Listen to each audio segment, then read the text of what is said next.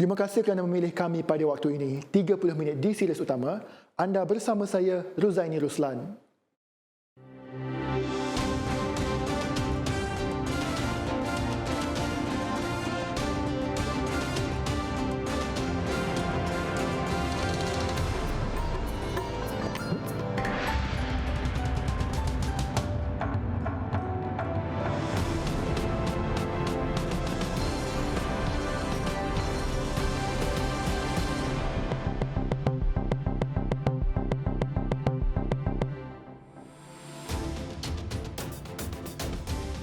Calon SPM kemalangan.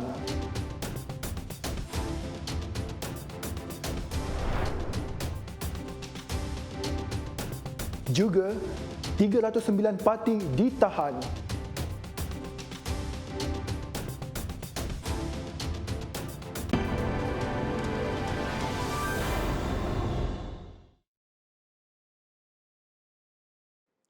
Hanya kerana ingin mengikuti sesi pengajaran dan pembelajaran di rumah PDPR di kawasan yang mempunyai capaian internet yang baik, seorang pelajar sekolah menengah kebangsaan Datuk Haji Hussein parah selepas terbabit kemalangan jalan raya Jumaat lalu.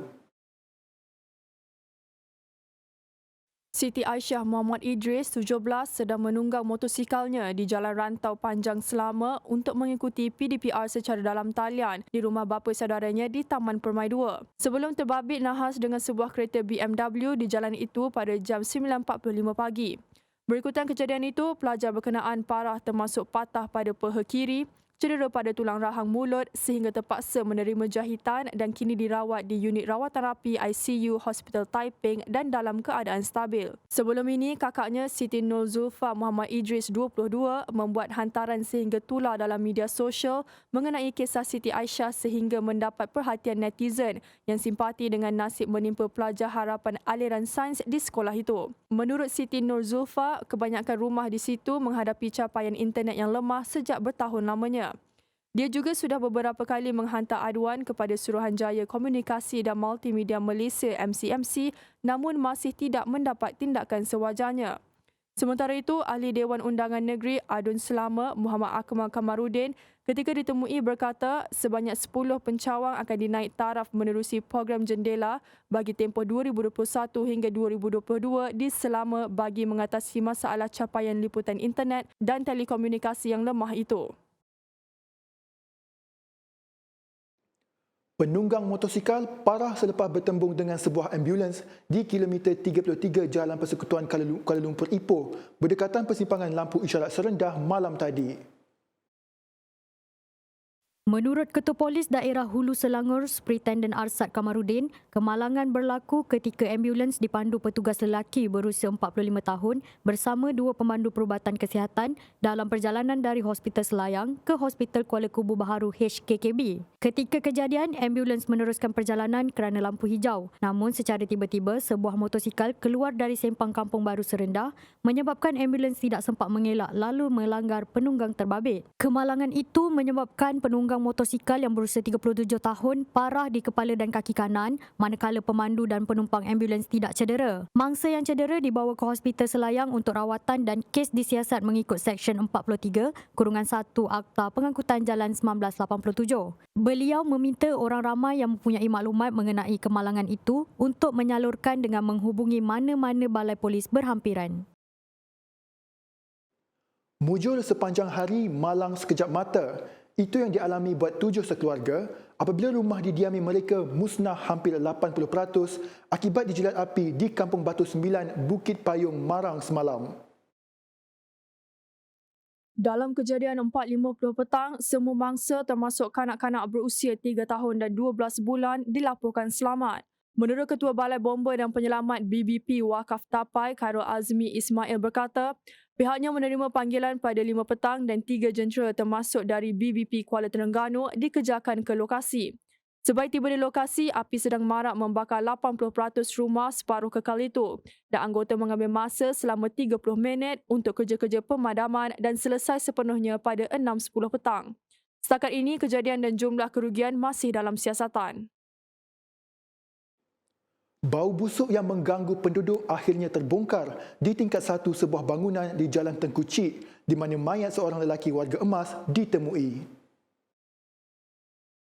Lelaki berusia 67 tahun itu ditemui orang awam dalam keadaan terbaring dan tidak berpakaian lengkap. Menurut Ketua Polis Daerah Kota Baru, Asisten Komisioner Abdul Rahim Daud, berdasarkan keadaan mayat yang sudah berbau dan sedikit berulat, pihaknya menganggarkan kematiannya sudah hampir seminggu. Orang awam menemui mayatnya terbaring di tangga dan dompetnya mempunyai dokumen pengenalan diri dan sedikit wang. Tambah beliau, dia pernah dilaporkan hilang pada 13 Jun lalu dengan laporan oleh anaknya yang mendakwa kali terakhir melihat bapanya pada Mei lalu. Dalam laporan itu, pengadu memberitahu dia menghantar bapanya ke Pasar Siti Khadijah kerana mangsa ingin bertemu seseorang dan selepas itu terus menghilang. Mayat dibawa ke Hospital Raja Perempuan Zainab II HRPZ2 untuk dibedah siasat.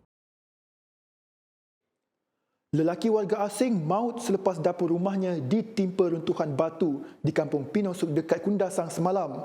Ketika runtuhan berlaku, hanya isteri mangsa sempat melarikan diri bersama dua anak berusia 18 dan 6 tahun, manakala mangsa terperangkap di bawah runtuhan tersebut. Kejadian sekitar 3 petang, mangsa Junaidi Gangka 55 tahun dikatakan sedang berehat bersama isterinya di dapur berkenaan. Ketua Polis Daerah Ranau, Deputi Superintendent Simeon Lomudin berkata, mangsa yang tertimbus dikeluarkan dengan bantuan beberapa pekebun. Mangsa dibawa untuk mendapatkan rawatan namun disahkan meninggal dunia oleh pegawai perubatan sebaik tiba di Hospital Ranau. Siasatan lanjut masih diteruskan dan setakat ini kes diklasifikasikan sebagai kematian mengejut. Penduduk dinasihatkan supaya berwaspada disebabkan keadaan cuaca tidak menentu ketika ini. Seorang tukang kebun didakwa di Mahkamah Session Pasir Mas hari ini terhadap 5 pertuduhan merogol serta mencabul anak tirinya antara Disember 2018 hingga Mei lalu di sebuah rumah di Tanah Merah, Kelantan.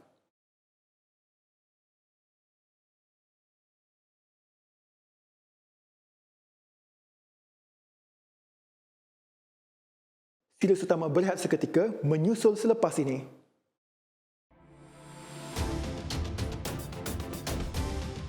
Tragedi bertalu-talu buat Alabama.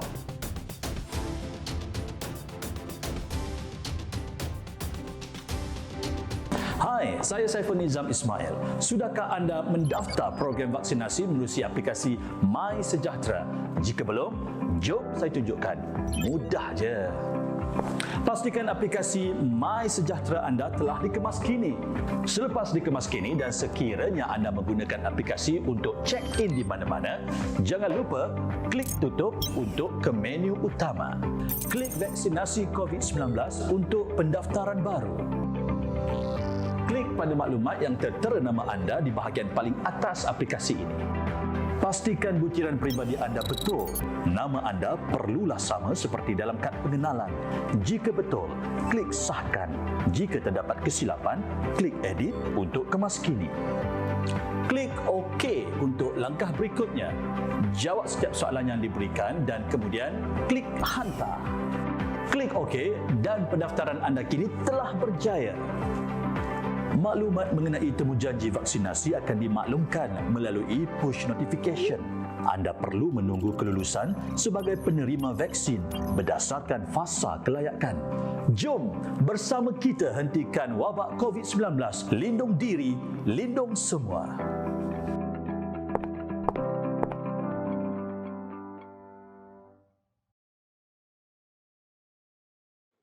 Bertemu kembali. Seramai 309 pendatang asing tanpa izin parti ditahan dalam satu serbuan ke atas kawasan penempatan di sebuah tapak pembinaan awal pagi tadi di Dengkil.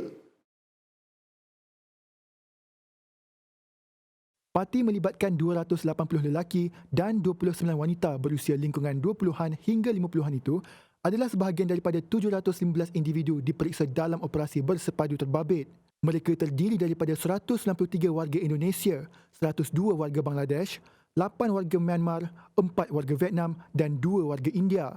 Ketua Pengarah Immigration Datuk Khairul Zaimi Daud berkata, terdahulu pihaknya menerima maklumat awam mendakwa tempat tinggal terbabit dipercayai melanggar prosedur operasi standard SOP Perintah Kawalan Pergerakan PKP yang sedang berkuat kuasa. Tambah beliau, Pasukan operasi mendapati penempatan mereka begitu padat, kotor dan tiada sistem saliran perpalitan yang lengkap. Selain itu, hasil temu bual mendapati pendatang terbabit mengaku tinggal beramai-ramai dalam sebuah bilik iaitu sekitar 4 hingga 7 orang. Operasi bersepadu bermula jam 12.30 tengah malam dan berakhir jam 2.30 pagi, disertai 189 anggota daripada pelbagai agensi penguatkuasaan termasuk Pasukan Gerakan Am, Jabatan Pendaftaran Negara, Jabatan Tenaga Kerja serta Angkatan Pertahanan Awam Malaysia. Hari ini, fasa ketiga program imunisasi COVID-19 kebangsaan PICK dilaksanakan di seluruh ibu negara. Menteri Penyelarasnya Khairi Jamaluddin berkata, keputusan itu dibuat memandangkan 99% warga emas didapati sudah berdaftar sama ada sudah menerima dos pertama vaksin ataupun sudah menerima tarikh janji temu. Menurut Khairi Jamaluddin, beliau mengarahkan fasa ketiga dilaksanakan tanpa perlu menunggu kesemua yang mendaftar divaksin. Data setakat 18 Jun 2021 menunjukkan pendaftaran vaksinasi bagi warga emas berusia lebih 60 tahun adalah seramai 2.6 juta orang iaitu 77% dari jumlah populasi berumur atas 60 tahun. Ditanya mengenai penurunan jumlah vaksinasi pada hari tertentu, beliau mengesahkan ia berpunca daripada ada sesetengah pusat pembelian vaksin PPV yang mengambil cuti rehat sehari. Bagaimanapun, PPV tersebut sudah memberi jaminan yang mereka bersiap sedia untuk beroperasi setiap hari jika bekalan vaksin ditambah. UMNO mendesak kerajaan untuk memanggil sidang parlimen dalam tempoh 14 hari bermula hari ini. Ia susulan pandangan dizahirkan Yang di-Pertuan Agong Sultan Abdullah Riayatuddin Mustafa Billah Shah dan Raja-Raja Melayu supaya sidang berkenaan diadakan secepat mungkin.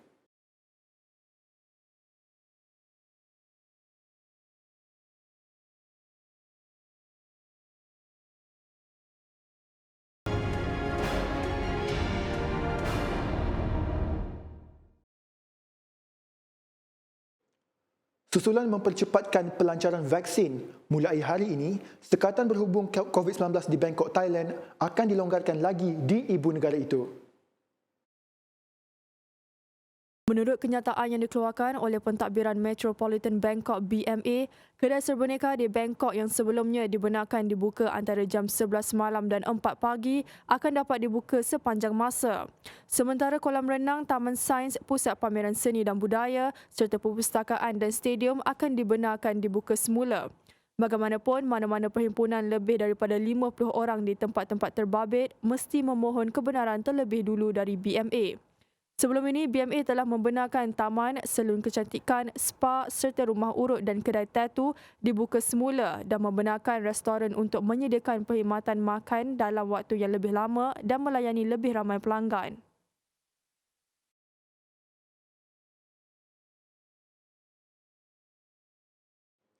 Kapal kontena di Sri Lanka yang karam selepas terbakar pada bulan lalu. Wakil Pertubuhan Bangsa Bersatu PBB memaklumkan insiden tersebut menyebabkan kerosakan serius apabila melepaskan bahan kimia berbahaya ke dalam ekosistem. Kapal kontena yang dikenali sebagai Express Pearl tenggelam pada Khamis lalu selepas sebulan terbakar di mana menimbulkan mengenai kemungkinan bencana alam sekitar. Pihak PBB berkata pihaknya mengkoordinasi usaha antarabangsa dan membantu Sri Lanka dalam menilai kerosakan, usaha pemulihan dan mencegah bencana sama di masa depan. Dan pada itu, sepasukan pakar tumpahan minyak dan kimia PBB yang disediakan oleh Kesatuan Eropah dihantar ke Sri Lanka. Terdahulu, Tentera Laut Sri Lanka percaya kebakaran itu disebabkan oleh muatan kimia terdiri daripada 25 tan asid nitrat dan bahan kimia lain yang kebanyakannya musnah dalam kebakaran. Bagaimanapun, serpihan termasuk gentian kaca yang terbakar dan pelet plastik mencemarkan pantai berdekatan.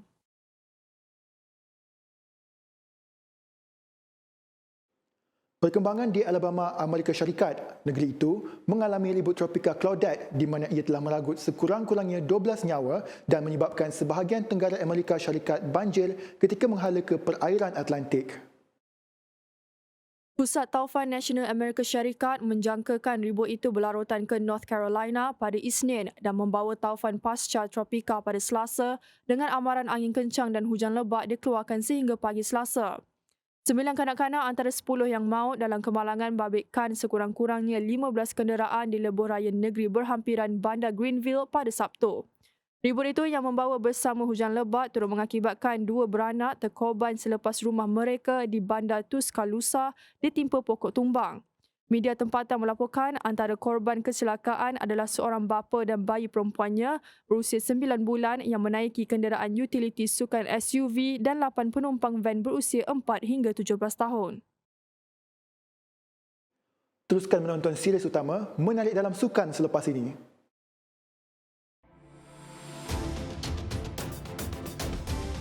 Ram juara golf terbuka Amerika Syarikat.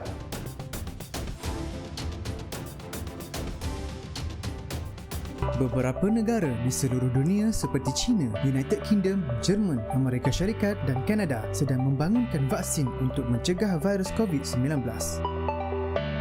Vaksinasi adalah langkah pencegahan yang paling berkesan untuk mencegah penyakit berjangkit seperti COVID-19. Vaksinasi merupakan suatu bentuk rawatan yang membolehkan tubuh badan melawan jangkitan. Ia dilakukan dengan bantuan sistem imun tubuh yang terdiri daripada rangkaian sel, tisu dan organ yang bekerjasama untuk melindungi tubuh daripada kuman yang berbahaya. Apabila kuman ini masuk ke dalam badan anda, ia akan menyerang jangkitan yang membuatkan anda sakit. Sistem imun badan anda bertindak seperti pasukan tentera yang sentiasa melakukan rondaan di dalam badan. Apabila kuman masuk ke dalam badan, ia akan memberikan amaran seperti penggera dan sel-sel imun yang bertindak sebagai tentera akan diaktifkan untuk melawan dan membasmi kuman berbahaya tersebut.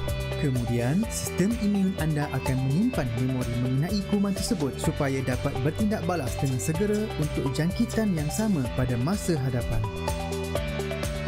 Tindakan perlindungan ini digelar immunity di mana dalam beberapa kes tertentu ia dapat bertahan selama seumur hidup. Vaksinasi berupaya untuk mencegah jangkitan dengan lebih cepat dan berkesan. Oleh itu, vaksinasi adalah sangat penting untuk memberikan perlindungan kepada semua individu yang tinggal di dalam komuniti.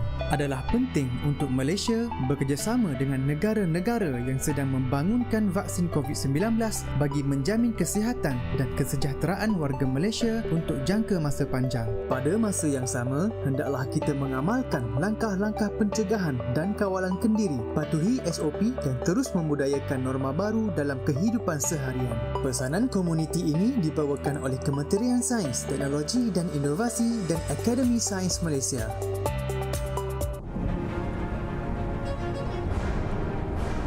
Assalamualaikum warahmatullahi wabarakatuh dan salam sejahtera. Anda masih lagi bersama saya Wan Hafiz yang kita bawakan secara langsung daripada series TV untuk mengikuti keadaan cuaca semasa pada ketika ini. Baik, tanpa buang masa kita akan teruskan dengan melihat paparan carta angin. Pada ketika ini jelas menunjukkan kita menerima pengaruh angin daripada arah barat daya yang mana ianya memang sinonim dengan monsun barat daya apa yang kita sedang alami pada ketika ini.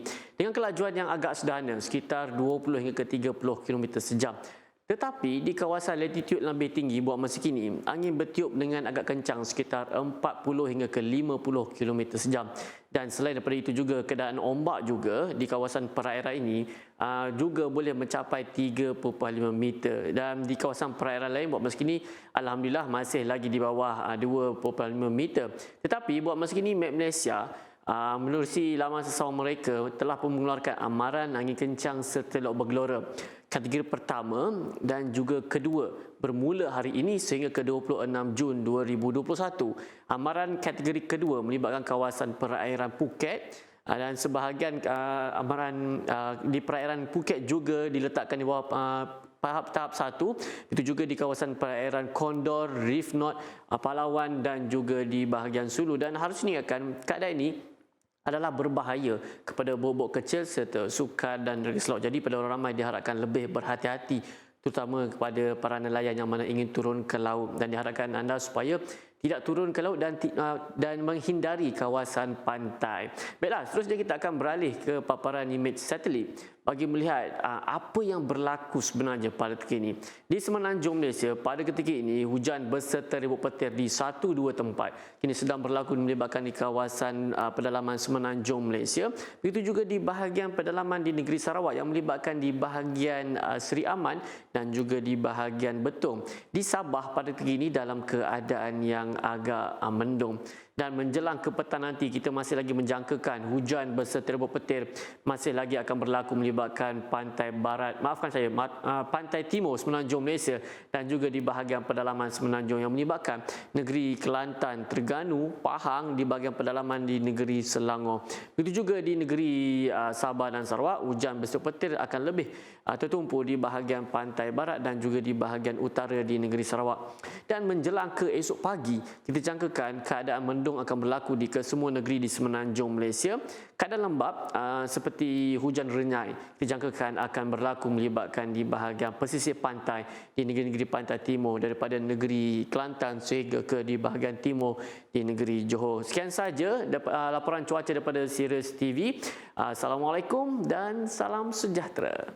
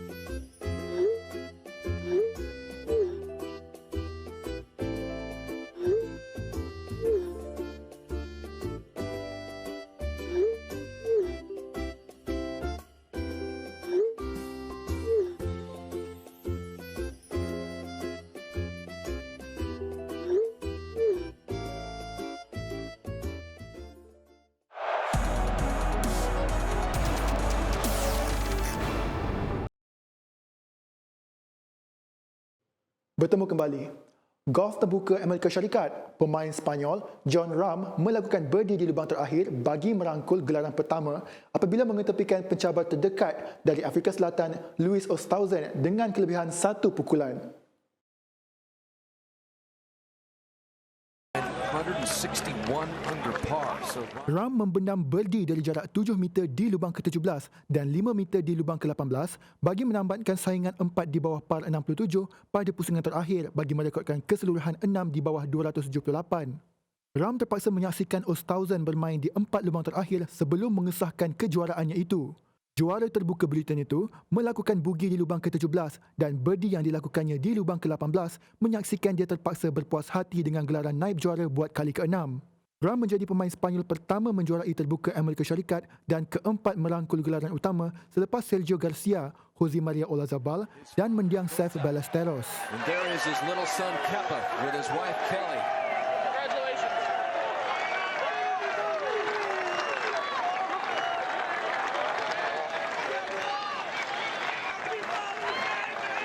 Not Father's Day. Ronald Hernandez muncul penyelamat Venezuela apabila menjaringkan gol penyamaan buat pasukan itu pada lewat permainan bagi mengikat Ecuador 2-2 dalam aksi kumpulan B Copa America dekat Stadium Olimpik awal pagi tadi.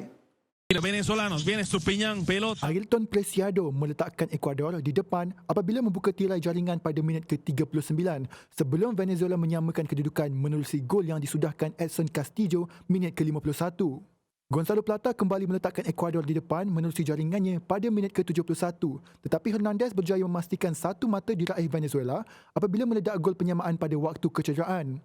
Keputusan itu menyaksikan kedua-dua pasukan masih gagal merekodkan kemenangan dalam saingan kali ini dengan Venezuela kini mencatat 2 keputusan seri selepas terikat tanpa jaringan dengan Colombia. Tras de feria, ojo, pelota cerrando el cabezazo, segundo palo, gol. Euro 2020, Wales meraihkan kejayaan apabila mara kepusingan 16 terakhir di sebalik tewas 0-1 kepada Itali dekat Rom pagi tadi.